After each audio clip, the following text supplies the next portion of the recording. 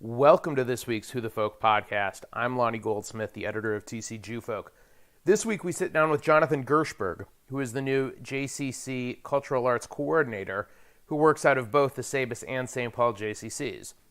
We talk about where his interest in the arts comes from, the variety of interests outside of the JCC that he has, and he hints at some of the big things ahead for cultural arts in the Twin Cities Jewish community on this week's Who the Folk podcast. There's just the last name. So Gersh.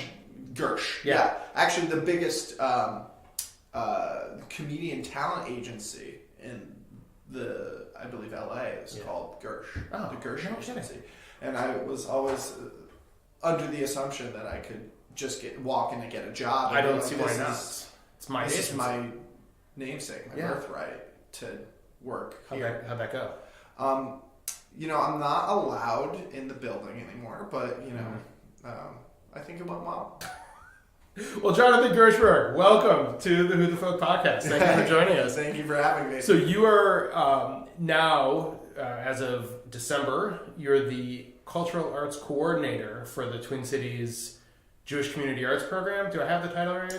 So close. There are so many parts to it. Yes.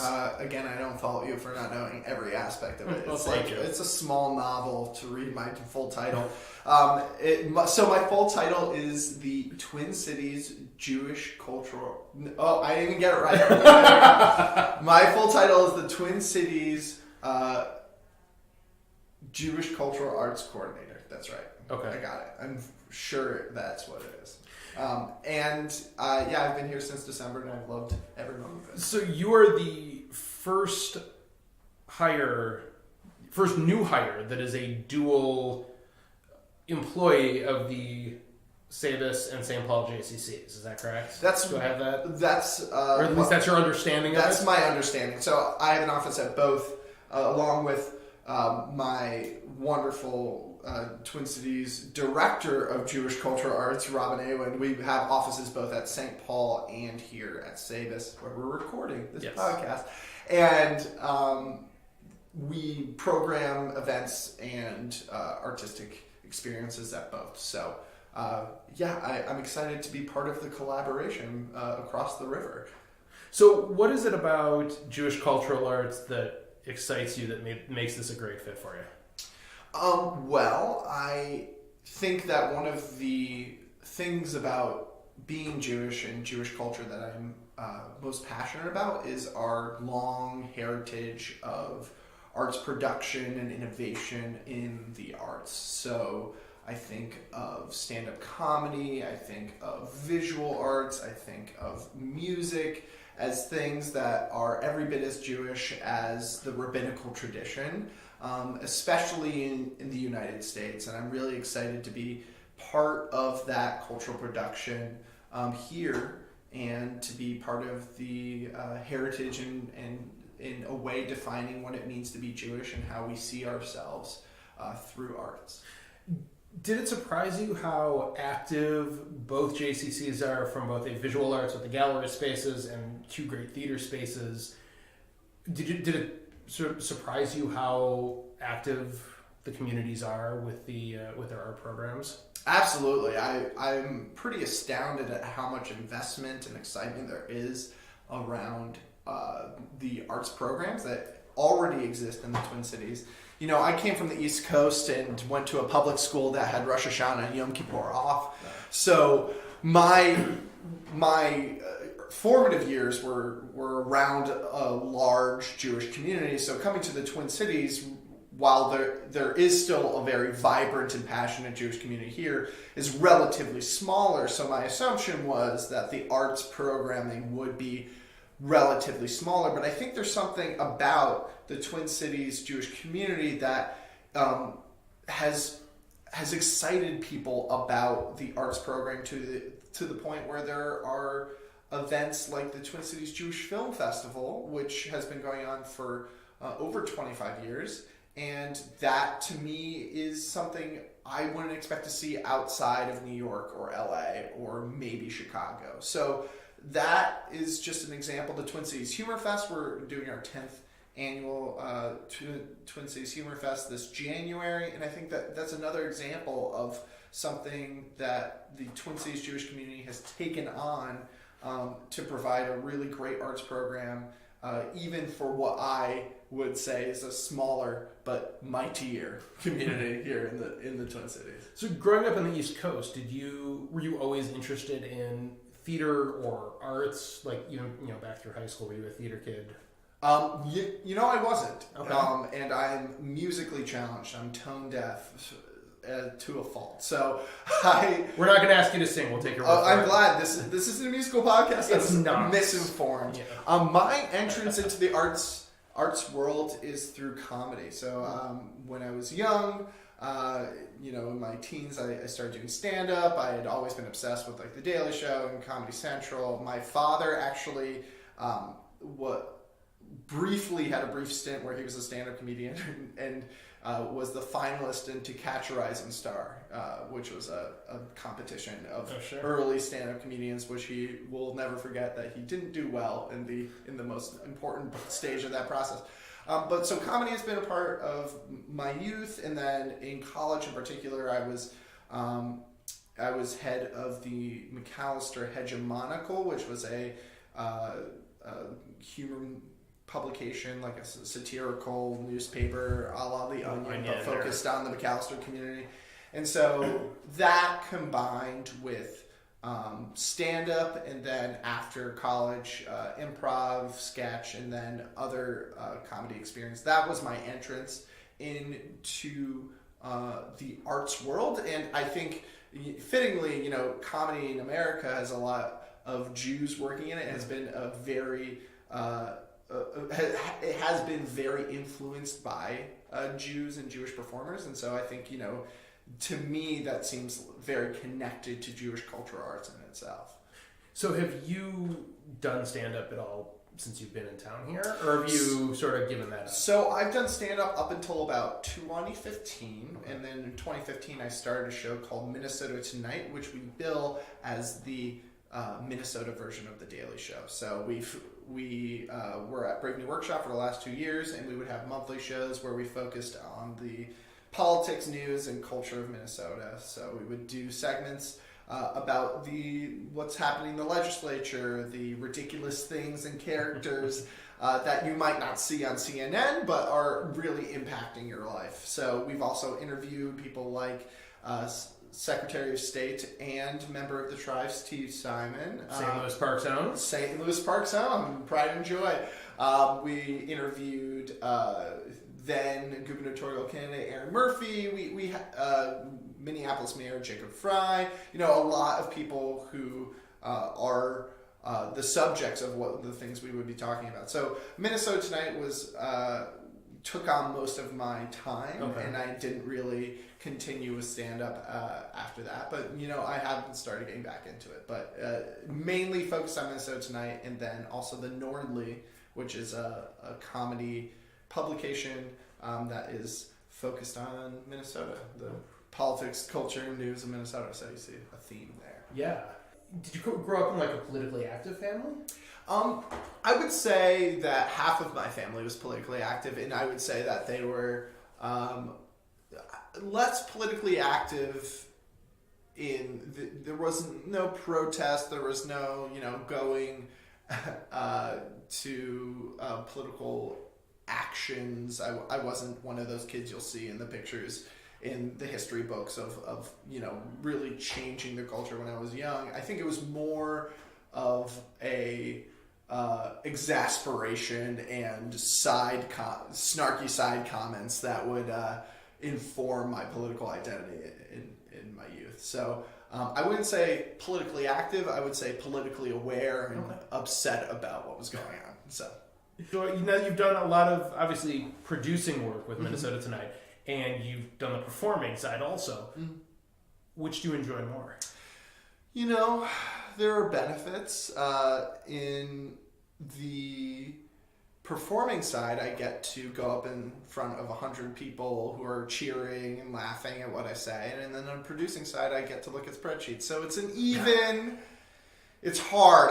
They kind of even each other out, but there is a special benefit to be able to put in all of the background work, make sure all of the I's are dotted and the T's are crossed, and then see that come to fruition on show night. But there's nothing that quite captures the magic of being on stage. So again, spreadsheets, stand up, they kind of cancel each other out. Does this job give you the opportunity, or at least the availability, to still do those other sort of side projects as well? Yeah. So the cultural arts program here is not only very filled with a lot of great programs, but it's also very organized. And again, shout out to Robin Awind. If you're reading or listening to this, you did a great job before my arrival of making sure we are on the track of having things planned far in advance. So our lead times are months and months in advance. So that gives us a little bit of breathing room to make sure that we are making sure that we are creating the best possible programs, and also so that I don't have to put in 14-hour days to rush to get everything off the ground. So I am able in the evenings and weekends to put in time into the Nordley and Minnesota Tonight, and our next season of Minnesota Tonight is this spring, so stay tuned for details. Oh, excellent.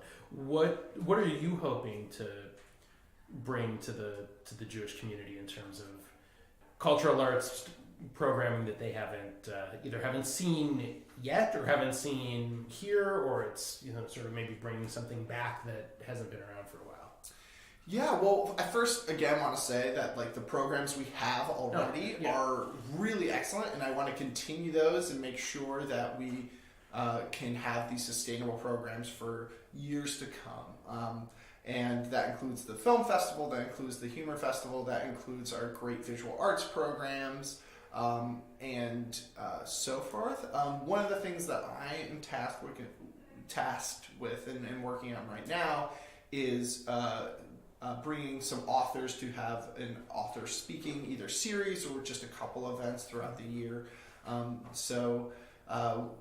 That was something we had in the past. We've taken a little bit of a hiatus over that from that kind of programming, and I'm interested to see how we can create really engaging and interesting programs, and ones that connect to some new ideas, really beautiful and heartbreaking stories that are being written right now. So stay tuned for details on that. I'm only a month in, so mainly I'm going to keep saying stay tuned. Absolutely. Yeah. But no, I think what's interesting to people is sort of the what's next, either reviving or what's happening elsewhere, that maybe can be brought here because there's an interested and engaged Jewish community, especially when it comes to the cultural arts side of things. Yeah. It seems the community is very into it. Yeah, and I have to say, I don't think that can be said for every Jewish community across the country. I think there's something really unique about the Twin Cities in their focus and appreciation of the arts, and that's been really excellent to see here. Not every Jewish community center across the country has someone in my position or even someone in Robin's position, and I think that's a really unique thing to have that's really valuable. Why is it that you think the Twin Cities JCCs finds yours and Robin's position so valuable? I think it's similar to the Twin Cities arts community at large, beyond the Jewish community, because there seems to be a focus in the Twin Cities on supporting and developing arts programming, both at the lower levels of really early stage experimental works, and also these really larger institutions that kind of define what it means to live in the Twin Cities, like the Guthrie, the Orpheum as some of our theater examples, the consortium of concert venues at First Ave and etc., and then just a whole host of different arts opportunities that are already here. And for cities that, compared to the large metropolises on the coast in Chicago, have a smaller population to come from, there's just so much arts enthusiasm here, and I think that definitely is represented in the Jewish community too. And that was one of the things that always struck me as really interesting moving here as a transplant now, almost 17 years ago, was just the level of just high level, high quality, high quantity arts options for a community that isn't so big, especially having moved here from Chicago, which is huge. Right. And you expect it there, and you expect it in New York and on the coast. Right. But here it really rivals almost anywhere else. Right. And I'll say I grew up in Connecticut in the outskirts of the New York metro area, and I'll say that the assumption was in the tri-state area that once you leave the tri-state area, it's a cultural wasteland where people wouldn't know how to sit in a theater seat. They'll just put their head in between the space between the cushions and won't know what to do.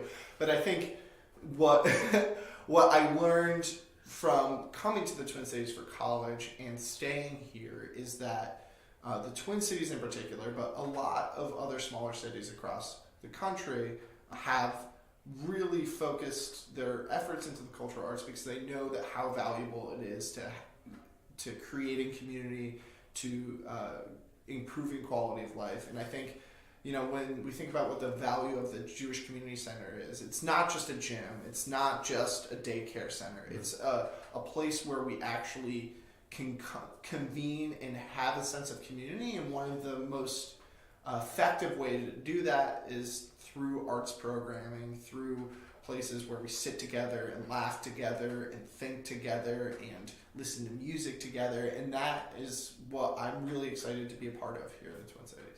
Well, excellent. Well, last couple questions, and I'll get you out of here. Or I suppose get me out of here. It is your office. You're right. I can tell you, I'm sure, Virgo is the answer. Okay. You weren't going to ask what my sign was? I wasn't, but well, people will want to know, so thank you for volunteering that. I think there's some cusp in there, but I'm not really sure. Okay, I don't know what that means. I don't know what it means either. Excellent. In the theater world, that means a lot. Does it? Okay. Yeah. Favorite Jewish food? Favorite Jewish food? Yeah.